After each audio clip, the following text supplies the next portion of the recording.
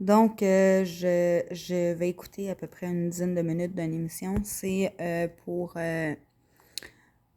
les, pas les, ne pas trop polluer avec les calendriers de l'Avent qu'on a.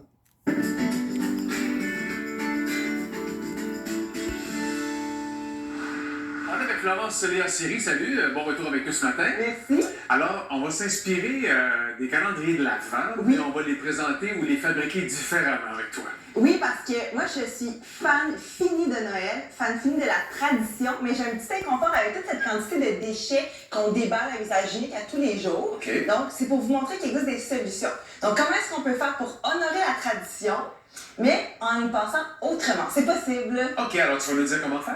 Oui, bon, premièrement, qu'est-ce que c'est le calendrier de l'Avent? La tradition date du 19e siècle. Ça fait longtemps. En fait, l'idée, c'est que les parents offraient une petite image qui rappelait les bibliques à l'époque aux enfants pour les faire patienter jusqu'à Noël. Et ça s'est transformé. Donc, après, le premier calendrier de l'Avent commercialisé est arrivé en 1908. Et c'était un éditeur allemand qui a pris ces images-là qui étaient inventées par les parents au début, qui l'a commercialisé. Puis, rapidement, ça s'est transformé en calendrier comme ça. Donc, c'est une image et tu peux ouvrir des petites poches. J'en ai ouvert quelques-unes, là, et ça se trouve encore. Moi, je les ai achetées sur le site etsy.com. Donc, il n'y a aucune récompense. Ce n'est que la Non. photo derrière ce type de calendrier-là. Exactement. Donc, c'est juste de faire un geste pour qui appelle à la patience vers Noël. Donc, on commence avec ça. Puis, c'est vers les années 50 que là, ça s'est vraiment transformé. Donc, c'est passé d'un calendrier comme on voit à l'écran à... Donnez-moi juste une seule. C'est quand même un beau calendrier, là, tu sais, jusqu'au 25 décembre. OK? C'est un très beau calendrier. Éventuellement des chocolats avec des petits... Il y en a qui c'est des bijoux, des Ouais, cosmétiques. même que des pierres, mais. Ah, il y a de tout, des fromages.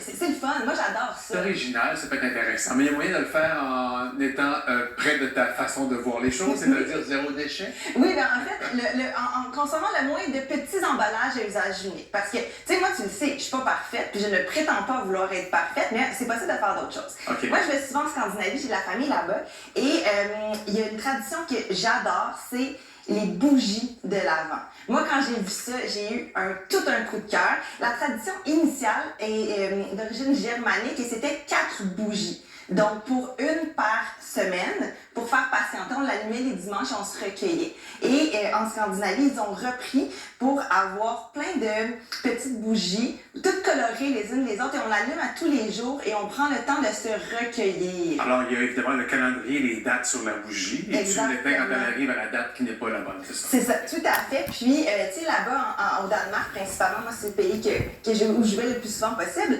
Ben, en fait, ils ont cette mode de vie-là qui s'appelle, on l'écrit le Ige, mais ça s'appelle le Hug.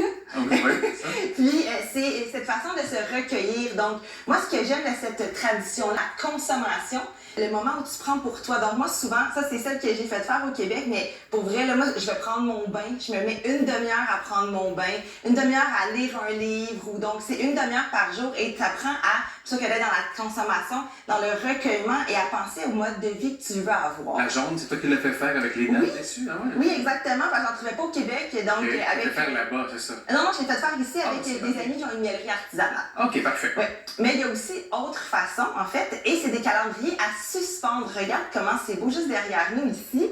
Donc, on a un calendrier de l'Avent qui, tu peux mettre, déposer des petits objets dedans et tu remarqueras qu'il y en a que c'est seulement à 4.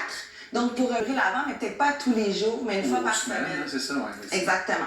Et tu vois, c'est un que j'adore, c'est celui qu'on voit qui est sur le banc. C'est la compagnie familiale Pomango qui a créé ça. Eux, ils faisaient ça quand ils étaient jeunes. C'était une tradition que tous les soirs, ils lisaient une histoire où ils votaient pour qui avait fait le geste le plus noble, avec de la... Comment je pourrais dire ça? Le plus de reconnaissance, Le plus de compassion. reconnaissance, exactement. Ok. Puis, ils ont décidé d'honorer la tradition pour le faire faire au Québec aussi. Et en fait, ils ont créé un livre avec, tu peux lire aussi ici, une histoire qui parle de l'Avent, ça peut être aussi de faire un petit geste qui pense pas juste à toi, mais aux autres.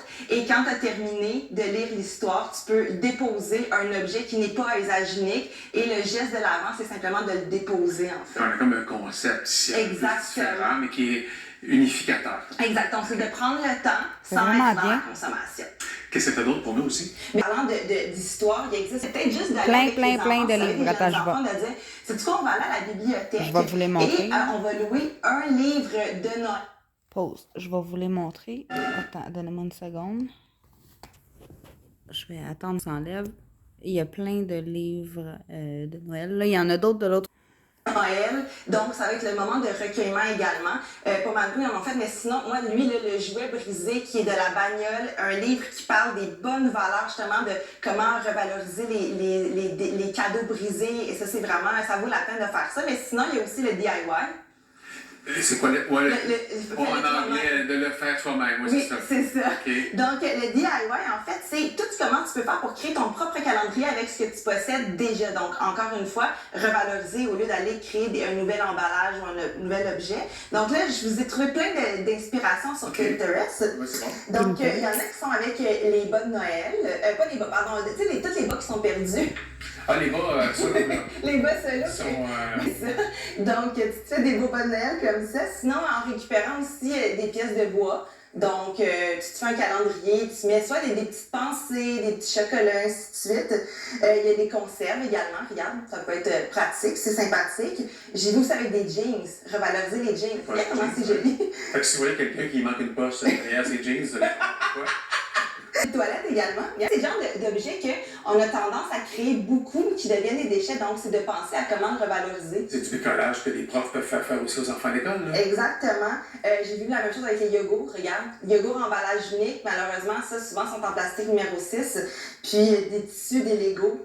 Et si vous avez déjà acheté votre calendrier de l'Avent, puis vous voyez que, oui, il y a éventuellement plusieurs petits déchets, mais pensez à comment est-ce que vous pouvez redonner une deuxième vie à cet emballage-là. Regarde, ça, c'est un calendrier de l'Avent, pas de l'épicerie, mais de la pharmacie. Puis, ils ont récupéré le support de plastique et ils l'ont réutilisé pour en créer un à la maison l'année d'après. Donc, au lieu de prendre le réflexe de le jeter après... Il peut être utilisé pour faire. Ouais, On peut exactement. décorer, en faire. Ça peut faire sous forme de bricolage aussi pour les enfants, peut-être. Ben oui, certainement. Donc, encore une fois, toujours, oui, on va consommer quelque chose, mais on y va avec une optique plus durable, puis en honorant la tradition, mais sans faire de trop de déchets. Et merci. Merci. Et la chandelle, le cachet, parce que j'en connais qui vont de la voler. C'est vraiment bien. Ça se trouve à être de très belles idées pour faire un calendrier de l'Avent, au lieu de surconsommer et de surenchérir et ça peut être de très bonnes idées. Si vous voulez réutiliser, ça prend vraiment pas grand-chose pour que ça fonctionne. Faire un calendrier de l'Avent. Continuez de me suivre.